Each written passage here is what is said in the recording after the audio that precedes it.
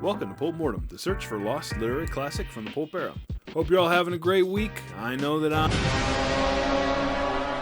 Hold your loafers. First, let's talk about the author. Joseph Lee Green is an American author born January 14th, 1931. Old Joe decided to go the distance and is still kicking around at 93. He's received his bachelor's from the University of Alabama. Green has always been drawn to the sky, working at Boeing and then NASA for 37 years. Despite a lengthy career, Green always made time to write. His first accepted short story was published in New Worlds in 1962, and he went on to write and publish 80 more short stories. He also wrote 5 novels from 65 to 76, but he stopped for nearly 40 years. Were his novel days over? Nope! Since 2018, Green has written 3 more novels, including one just a year ago. He is a charter member of the SFWA and is probably best known for his novel, Gold the Man. Which brings us to Loafers of Refuge. Refuge, that's what the humans called this rich, attractive planet. A refuge from starving, overpopulated Earth. And the colonists could provide millions of tons of desperately needed produce for the hungry billions left on their home planet. If only the native inhabitants of Refuge weren't so naturally born lazy. Harmless, it's true, but actually nothing more than a bunch of loafers. If the loafers could be made to turn to, Refuge could really be the Earth's breadbasket. But the loafers steadily refused to turn to. There was nothing the humans could do about it, and the years went by. And everything remained friendly and quiet until one day, a young human, born and raised on Refuge, decided he'd rather join the loafers. I'll just see if I can join it, so here I am. Of course, as interesting as that is, that literally tells us nothing about the story. Those events take place within the first 2 pages. The story is really about a family of humans led by 18-year-old Carrie Sheldon. They are a family of peanut farmers on the planet of Refuge, and their close next-door neighbors are these loafers. As Carrie learns their ways, he kind of becomes this liaison between the humans and the loafers, and he gets drawn into trials and multiple adventures as these 2 completely different people groups try and work together, or maybe come to the realization that they cannot coexist. The Loafers of Refuge is a fix-up novel consisting of 6 short stories published in New Worlds from 1962 to 1963. The Valentine edition that I own was printed in '65 for 50 cents. It is 160 pages with a cover by Bob Abbott. The cover is honestly great. A snarling dino in an argument with some tall naked people surrounded by giant mushrooms. I love how this lady looks embarrassed, like these 2 are arguing over a parking spot or something and people are starting to look. Of course I do jest, the cover is really cool. We're on Refuge, baby. Kick back, relax, let me tell you what I liked. Joseph Green is really good at crafting believable human characters, and he excels in the dialogue. For the most part, the dialogue was solid. Actions, motivations make sense. You know, I'm always a little bit apprehensive when I'm reading somebody's first book, but Green he's a fine writer. Strong female characters. We take this for granted in modern books, but in this era of science fiction, it was very common to see women as either objects or prizes or just completely devoid of character. I mean, to be fair, the men were pretty devoid of character too, usually. Carrie's younger sister Doreen is fiery and headstrong, but she's also capable of empathy and shows great depth. She's not a girl boss, and neither is she just eye candy TNA for the male readers. She's an authentic, real character with flaws, with strengths, and with an arc. It's refreshing to see an authentically written female character. Some of the stories were really good. There's one where a mad hermit kidnaps a child, and that one was really good. And I really enjoyed the end sequence. That's one that seemed like it was the longest, and I found that one enjoyable. The rest of them were just okay. I wouldn't say they're forgettable because the characters were likable enough, the events were fine. It was just meh. And I'll get into the meh in greater detail in a bit. Now, the bad. It's a fix-up, and my critique of fix-up stands. There's no overarching plot. Green made an attempt to tie everything together in a cohesive manner at the very end, at the climax, but, I think it was too little too late. I've reviewed several fix-up stories up to this point, and they are all between 2 to 4 stories compiled into one. This is 6 stories, all crammed and smashed into 160 pages. That's 26 26, 27 pages per story. It's like there's a delicious cake, but the slices are just too small. Does that make sense, fellow fat people out there? I used to work somewhere, and our management would deliver a cake. They would give us a cake for our birthday. So if it was your birthday that week, they would deliver a cake. And they would go and get a Costco cake, which is, they're like 30 pounds of cake. But the thing is, there's only like 50 or 15 of us in our crew. So that's a lot of cake for 15 people, right? It didn't stop our maintenance lady from coming out. And I don't want to embarrass her. I'm not going to say her name. I don't want to embarrass her. But Gail would come out and cut these teeny little slices like this, like it was some kind of cheap wedding cake. And we're like, why are you doing? Stop touching this. What are we going to do with all these slices? Anyway, I don't know if that makes sense. Does that make any sense? I'm probably going to cut this out. That doesn't make any sense. Maybe I just want cake. Now, each individual story shared the same characters, and so it actually flowed better than most fix-up novels I've read. In fact, I was about halfway through the book before I even realized it was a fix-up, so that's good on green. But it became very clear to me when I realized, okay, all of these issues, all these trials, all these problems are getting solved very efficiently and very quickly. In fact, people would come up and there's this issue, this thing we've been struggling with for centuries. Oh, fixed it, first try, because we gotta go. We don't have time to fail and try again. We gotta move. This book doesn't ask anything of the reader. After I write the script for my reviews, sometimes I'll go through and I'll check out other reviews online. I don't do it all the time. In fact, I would say I hardly ever do it, but for some reason I did it with this one. Not to make sure I was right or make sure my review matched or anything like that. It was kind of just curiosity. And one word that kept coming up in the reviews were, this is a gentle book. This book is very gentle. And I thought that was a strange way of describing a book, but the more I thought about it, it actually makes a lot of sense. I feel like this book doesn't elicit any emotion from you. I wasn't bored, but I wasn't necessarily engaged.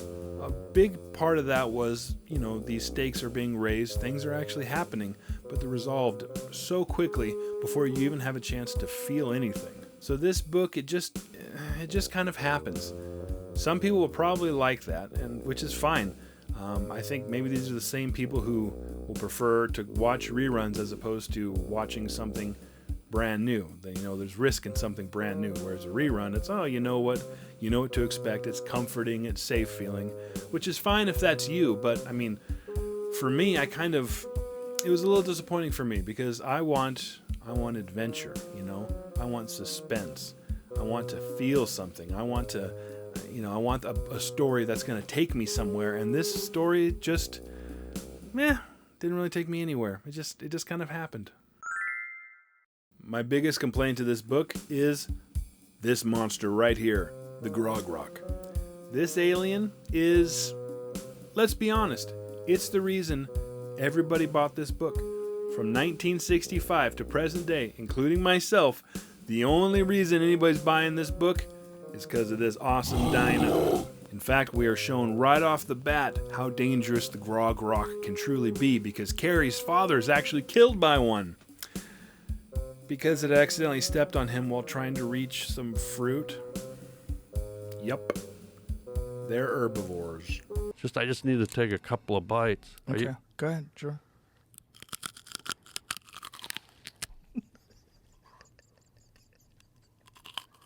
Well, if you're going to laugh. You have to do this about every 20 minutes. Look at the teeth. We were promised Godzilla. And we got Barney. Listen, it's not just him. Every creature on this planet is friendly. Not just peaceful, friendly. Except the flying cats. The flying cats aren't. Which the flying cats are, well, I don't know.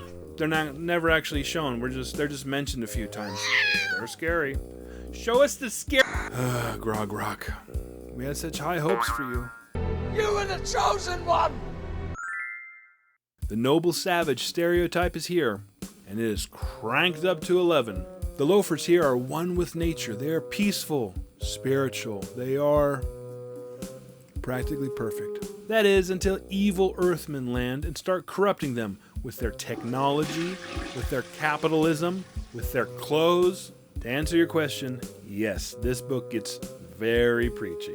I'm not looking to wade into any social or political controversy here, but the noble savage is about as much science fiction as Grog Rock the Vegetarian. And it's really only proffered by the uninformed, the ignorant, or the ideologically driven. And that might be more likely. Since I'm expressing unpopular opinions here, let me double down and give you an example, a science fiction example. The Na'vi from the hit film Avatar. I hate them. They are 100% unrealistic, they're unlikable, they're annoying to me, and it doesn't have to do with the way they look. I don't particularly like the way that, like, they're designed, the way they look. And settle down, they're not real. But it's the fact that they have this we're one with nature type deal. Have you ever seen nature? Have you ever been in nature? No one is one with nature, okay?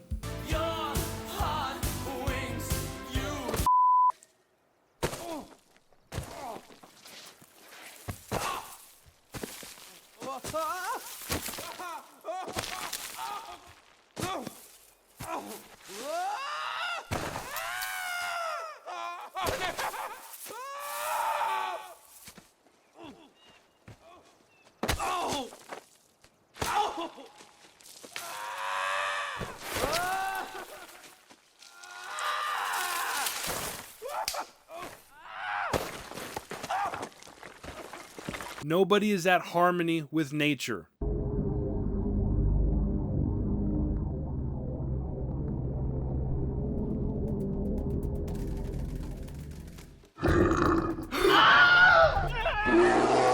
Doing yoga in your backyard doesn't make you one with nature. Listen, nature's not your friend. Oh, look at Billy. Billy went missing on his hike. That's okay. Billy has his chance to be one with nature. No, Billy's dead. Nature wants Billy dead. The plug your magic ponytail wiener into everything and become one with Gaia is stupid. And on a side note, has anyone checked on James Cameron's dog and houseplants? The infallible nobility makes these characters unbelievable and unlikable. There are ways to romanticize and even honor indigenous people without making them caricatures. The loafers weren't characters, but rather an unobtainable ideal. Which is funny, I just said unobtainable because the ore that they're trying to, that the bad humans, the evil humans, are trying to mine from that world is called unobtainium. Dances with Wolves, which Avatar copied shamelessly, actually handled this, I think, perfectly because we actually saw the beauty of the Native American way of life and their customs and all that, and in doing so, we watched these prejudices fall. But we also saw some scalping. I've decided to scalp you and burn your village to the ground. Settle down, baby. Time to stop working, have some fun. Fuzzy naked people. That's right, the loafers are nudists. It kind of doesn't matter because they're covered with this thick fur. You see these two loafers on the cover? They're kind of hairy, but obviously still attractive. But according to the book, they probably look more like this. There is one area that is not covered in hair. Can you guess where it is? You already know where it is, don't you? You know where it is. Breasts. Yes, we are reminded of this fact, and they are described literally every time a loafer woman is on the page, which ends up being like 100 times. We get it, Joe, you're a boob guy. There's an initiation that the loafers take to enter adulthood and gain their psychic powers. What they have to do is they have to go off into the woods in the dead of winter, naked of course, lie down somewhere, fast, and be still until they can focus enough to allow their spirit to detach itself from their corporeal bodies. That way they can go, talk to birds and stuff. Some humans want to try this initiation. Now, bear in mind that loafers look like this, and humans look like this. 3 guesses as to what happens next. There is a fearsome giant who lives in the mountains. He is this behemoth. He can defeat 12 men in unarmed combat. He is more monster than man due to his terrifyingly gargantuan size. He is 6'4", 240 pounds. Again, I cannot fathom what it would be like to be that small. The head of the Colonial Service on Refuge is a man named Vernov English. Can you guess his accent? That's right, English. Not just English, hello, governor. Very English. For like a minute and then Green forgot. Whoops. So what's the verdict? Ebook, or 3 out of 5. Be sure to watch this video here for a rundown and description of the new rankings. Like I've said, this book is fine, it just doesn't do anything for me. Some people really seem to like it though, so I may be in the minority here. You complete me. Perhaps it's because I recently read Outpost Mars, which has a similar setup, only it's way better. I do think it's possible to recognize the quality in something, to see why people seem to like it, and to also just not really like it yourself. I mean, for instance, some people don't like Star Trek. Wait, what am I saying? Those people are wrong. Those people are dead wrong. And that's my review of Star Trek. And that is my review of Loafers of Refuge. Have you watched Star Trek? If so, let us know your thoughts in the comments. Maybe I'm way off on this one. As always, thanks for watching. I'll see you guys next time with Shoot at the Moon. How do you plan to accomplish it?